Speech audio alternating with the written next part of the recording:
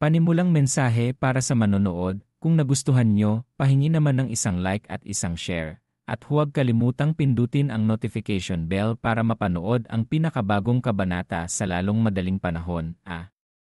Simula ng kwento, sa isang kagubatan kung saan may palasyong natatanaw sa malayo, napapalibutan ng makakapal na puno, si Evelyn at Deo ay yumuko, nagtatago sa dilim. Humarap si Cleven sa kanila. Seryoso ang kanyang boses na may halong pagkaapurahan, may posibilidad na may tiktik sa ating grupo, kaya ang misyong ito ay limitado lamang sa ating tatlo, kayong dalawa na sumama, at ako. Nanliit ang kanyang mga mata, matatag ang tono, habang nagsasalita ng may tiwala, ang target natin ay isang organisasyon ng mga asasin. Bilang mga eskrimador, may kalamangan tayo sa direktang labanan. Gayunpaman, dehado tayo pagdating sa bilang. Itinuon niya ang kanyang tingin sa pinagtataguan ng mga asasin sa malayo.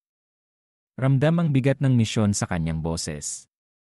Ano man ang mangyari, huwag na huwag kayong magpapabaya. Tumango si Theo, puno ng determinasyon ang puso. Naiintindihan ko. Paglipat ng eksena, sa loob ng taguan ng mga asasin, dalawang anino ang nakayuko sa isang mesa, sinusuri ang mga dokumento. Isa sa kanila ay nanliit ang mga mata sa mga papel, nagmamadali ang tono. Naayos na natin ang mga dokumento. Umalis tayo agad pagbalik niya. Pero gaano na ba siya katagal na wala? Mga 2 oras na siguro. Malapit na siyang bumalik. Habang nagpapatuloy ang kanilang usapan, isang bola ang gumulong mula sa sulok ng silid. Bago pa makakilos ang mga asasin, nagbuga ang bola ng makapal na usok, bumalot sa buong silid sa loob lamang ng ilang segundo. Nanlaki ang mga mata ng isang asasin sa gulat, tinakpan niya ang kanyang bibig, sinusubukang pigilan ang pagkataranta. Ito ay isang tambang. Bago pa matapos ang salita, isang anino ang lumitaw mula sa dilim, kumikilos ng may higit sa natural na bilis. Si Cleven iyon. Dumaan siya sa silid na parang kidlat at pinatay ang mga tao. Bawat tama ay napakatumpak, tinapos ang lahat sa isang magarang kilos. 2 pang asasin ang malubhang nasugatan bago pa sila makakilos, halos hindi na itaas ang kanilang mga sandata para dumepensa. Ang asasin na nakamaskara ay natulala sa bilis ng pag-atake. Hindi ko maintindihan paano tayo natuklasan, dugo ang tumutulo mula sa sugat sa kanyang leg habang bumubulong siya sa sakit. Lintik, paano nangyari to? Tiningnan ni Cleven ang asasin na sinusubukang tumakas. May malamig na determinasyon, sumulyap siya sa mesa sa harap niya. Isang malakas na sipa, pinatalsik niya ang mesa patungo sa asasin na tumatakbo. Mahinahon na sinapo ni Cleven ang mga dokumentong lumilipad sa hangin. Sinuri ng kanyang mga mata ang buong silid at idineklara, nalinis na ang lugar na ito. Kami na ni Evelyn ang bahala dito. Deo, ikaw na ang pumunta sa silong. Tumango si Deo nang walang pag-aalinlangan, matatag ang boses. Opo. Hindi niya maiwasang mamangha sa mabilis at tiyak na kilos ni Cleven. Napatumba niya ang 3 asasin sa isang iglap lang. Walang sinayang na oras, bumaba si Deo sa silong, handang puksain ang sinumang kalaban na nagtatago. Tumatakbo ang isip ni Deo sa mga detalye mula sa pulong kanina. Kung tama ang blueprint, ang hagdan pababa sa silong ay dapat nasa harapan lang. Determinasyon ang nagtulak sa kanyang mga hakbang, ngunit paglapit niya sa pasukan, biglang naputol ang kanyang pag-isip. Hindi napansin ni Theo ang isang alambreng nakaunat sa sahig, natapilok ang kanyang paa dito. Bago pa niya namalayan ang nangyayari, nanlaki ang kanyang mga mata sa gulat. Isang pana ang sumibat patungo sa kanya, ilang sentimetro lang mula sa mukha. Kumilos ang katawan ni Theo ayon sa likas na kilos. Naggalit ang ngipin, iniwas niya ang ulo sa huling segundo, bahagyang naiwasan ang pana. Ngunit bago pa siya makabawi ng balanse, maraming pana ang umulan mula sa iba't ibang direksyon, patungo mismo sa kanya. Natanto ni Theo ang panganib na nag-aabang, agad nagbago ang kanyang tindig. Isang bugso ng pagkainis at pagkaapurahan ang dumaloy sa kanya nang maunawaan ang bigat ng sitwasyon. Walang sinayang na segundo, ginamit ni Theo ang kanyang kasanayang synchronization, sinusuri ang paligid. Agad na lumitaw sa kanyang isipan ang buong ayos ng silid, ang mga nakatagong patibong ay nalantad na, at ang mga kaaway na nakaabang ay hindi na makapagtago. Walang pag-aatubili, binuksan niya ang kanyang inventaryo at kumuha ng maraming espada. Ginamit niya ang kasanayang object movement, paggalaw ng bagay, kontrolado ang mga espada ng may tumpak. Pagkatapos, inactivate niya ang kasanayang Thunder Dragon's Breath, hininga ng kulob na dragon, pinupuno ng enerhiya ng kidlat ang mga talim. Ginamit ni Theo ang kasanayang Dragon's Mark, marka ng dragon, pinakawalan ang lahat at pinutol ang bawat patibong. Sa isang iglap, lahat ng patibong sa kanyang daanan ay naneutralisa. Ang mga kaaway na naghihintay para tumambang ay natalo lahat. Lahat ay naayos sa isang kisap mata. Isa sa mga asasin na natutulala pa rin ay mahinang bumulong, papaano. Nagpatuloy si Theo sa pagsulong, iniwan ang asasin na bumagsak sa lupa. Bawat hakbang pababa ay nagpapatindi sa kanyang pag-isip. Kung ganito kahigpit ang seguridad, dapat may napakahalagang bagay dito sa silong. Ngunit bago pa matapos ni Theo ang pag-isip, narating na niya ang paanan ng hagdan. Nanlaki ang mga mata ni Theo sa gulat nang tumama ang kanyang tingin sa eksena sa harap niya, sahig na puno ng dugo, at sa malayo, isang taong nakapulang balabal na nakatayo ng walang kibo. Nang maramdaman ng lalaki ang presensya ni Theo, nagsalita ito ng may pananabik, ang mga salita ay may halong madilim na kasiyahan. Nako, naaamoy ko ang baho ng karumihan na umabot na hanggang dito. Hindi makapaniwalang may nagaganap na patayan sa gitna ng banal na panalangin ito. Ang lalaki, na may sombrerong tumatakip sa halos buong mukha niya, ay humarap kay Theo. Ang aura mula sa kanya ay malakas at nakakatakot, parang isang masamang pari, evil priest. Sa likod niya, maraming bungo ang nakatambak kasama ng isang nakapanginilabot na simbolo na iginuhit gamit ang dugo sa pader. Isa kang ang sabik na mananampalataya. Naggalit ang mga ngipin ni Theo, kumakabog ang puso sa tensyon. Isang pangalan ang umalingaw sa kanyang isip, kulto ng demonyo, Devil's Cult. Ang mga alaala ng kulto ng demonyo ay bumaha sa isip ni Theo, isang kilabot ang gumapang sa kanyang likuran.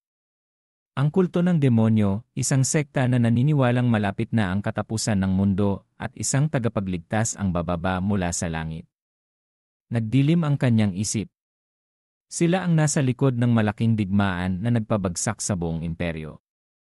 Ngumisi ang masamang pari, tinitigan si Theo na may kumikinang na mga mata. Mukhang kilala mo ako.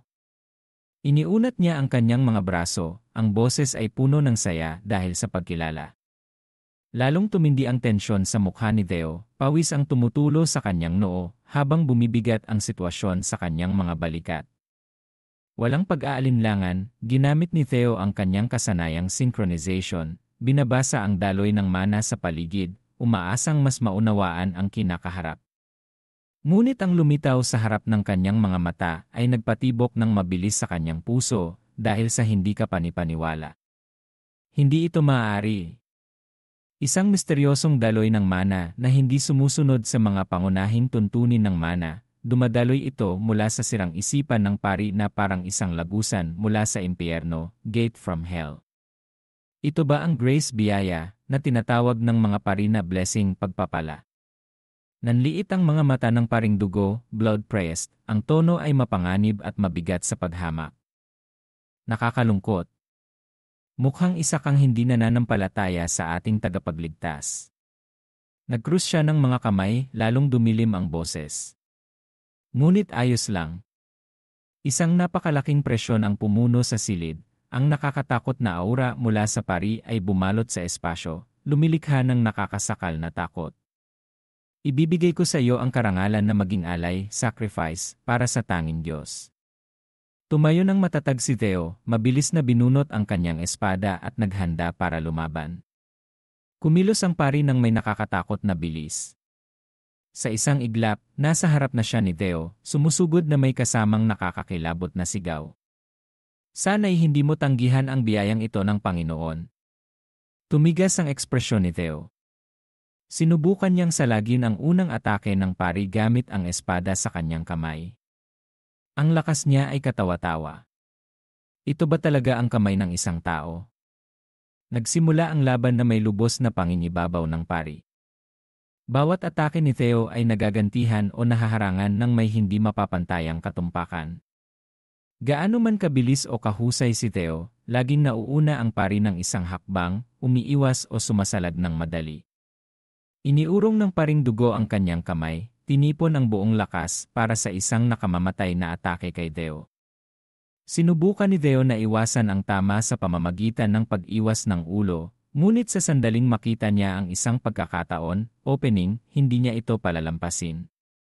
Iniwasik niya ang kanyang espada, binalot ng enerhiya ang talim gamit ang kanyang kasanayan, handa nang magpakawala ng malakas na ganting salakay, counterattack. Pinakawala ni Theo ang kanyang atake, ibinuhos ang lahat ng lakas sa tama. Ngunit sa kanyang pagkabigla, naharang ng paring dugo ang kanyang buong lakas na atake, gamit lamang ang kanyang kamay, barehan. Lumipad ang mga kislap, ang pagbabanggaan nila ay yumanig sa buong silong. Ngunit gaano man subukan ni Theo, ang kanyang atake ay ganap na walang silbi. Madaling na itaboy ng paring dugo ang bawat tama, ang kanyang kamay ay sumisipsip ng puwersa na parang isang matibay na pader na bakal. Natulala si Theo, puno ng pagdududa ang isip. Nahaharangan niya ang buong lakas kong atake gamit lang ang kamay. Paano? Bago pa maproseso ni Theo ang sitwasyon, sa isang malupit na kilos, sinuntok siya ng pari, tumama siya sa pader ng silid ng may nakapangingilabot na lakas. Nakabibingi ang tunog, tumalsik ang dugo mula sa kanyang bibig, sakit ang gumapang sa buong katawan niya. Isang paring dugo mula sa mababang antas ng kulto ng demonyo, ganito ba sila kalakas lahat? Yuh! Lumakad ang paring dugo papalapit kay Theo, dahan-dahan at maingat. Bumigat ang hangin sa paligid, parang isang pangako ng malupit na pagpapahirap. Hindi ko magagamit ang Dragon Claw Third Form, ikatlong anyo ng kuko ng dragon, pangalan ng skill ito, maaring hindi ito ang eksaktong termino sa source, dito. Maliban kung gusto kong malibing ng buhay kasama niya, ngunit ang isang simpleng atake ay hindi epektibo. Ano ang dapat kong gawin? Binitiwan ni Theo ang pagkakahawak sa espada. Tinitigan ito para maghanap ng solusyon. Ano ang magagawa ko sa espadang ito ngayon? Ang mga boses ng Demon Dragon, Diablong Dragon, at Sword Dragon, Espadang Dragon, mga konsepto o posibleng pangalan ng mga guro kapangyarihan ni Theo, ay umalingaw sa kanyang isip. Ang kanilang mga turo ay tumagos sa ulap ng kawalan ng pag-asa, ang lakas na sumisira at nagwawasak ang pundasyon ng pag-espada ang kamatayan. Ang ugat ng pag-espada ay kamatayan. Ang batayan ng sword key at teknikin. Nais niyang ituro sa akin kung paano magbigay buhay gamit ang espada. Buhay, life, at kamatayan, death, buhay at karahasan, violence. Iniisip mo bang ang dalawang prinsipyong ito ay ganap na magkasalungat? Naintindihan niya ang sagot. Palagi itong abot kamay. Ang perpektong balanse sa pagitan ng buhay at kamatayan. May masamang ngiti, kinutya ng pari si Theo. Diyos ko, itong kaawa-awang maliit na tupa, poor little lamb, ay nagbubuhos ng kanyang mahalagang dugo. Lumapad ang kanyang ngiti, namula ang mga mata, puno ng kasamaan. Pakiusap tanggapin mo itong kaawa-awang tupa bilang isang alay, sacrifice. Siguradong magbibigay kasiyahan ito sa iyo. Ibabagsak na sana ng paring dugo ang kanyang kamao, dala ang nakapangingilabot na lakas. Isang malakas na pagtama, nabiyak ang lupa, isang matinding alon ng puwersa, shockwave, ang dumaan sa silong. Ngunit sa huling sandali, bumangon si Theo, tumayo, bahagyang naiwasan ang atake. Gumulong siya sa gilid, sakto lang na nakatayo, nagtama ang kanilang mga mata.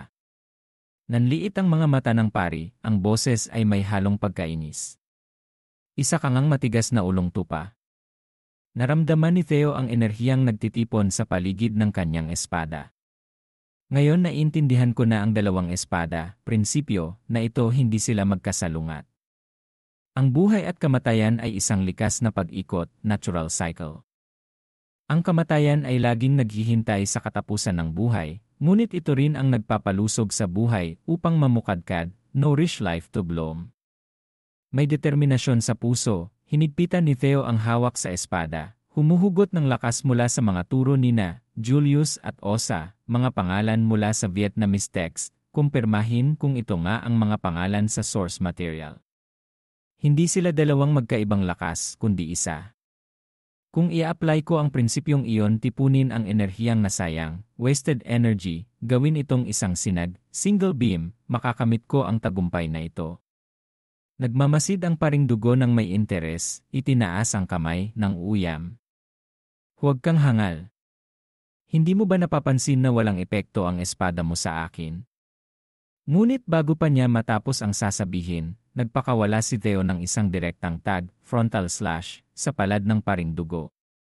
Long theme, dragon flash kidlat ng dragon, iyon ang tawag sa kidlat bilis na atake niya.